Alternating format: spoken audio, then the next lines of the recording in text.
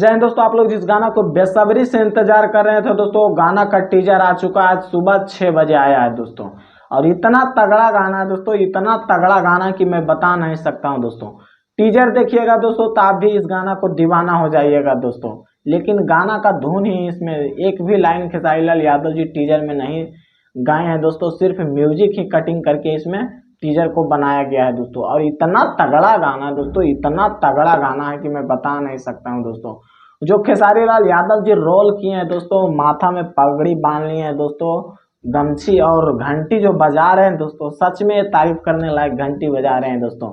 इसका video director है दोस्तों पवन पाल। और खेसारी लाल यादव जी का और जितने भी गाना आ रहा है दोस्तों खेसारी म्यूजिक वर्ल्ड से, वो वीडियो डायरेक्टर में काम कर रहे हैं दोस्तों, पवन पाल के द्वारा वीडियो बनाया जा रहा है दोस्तों।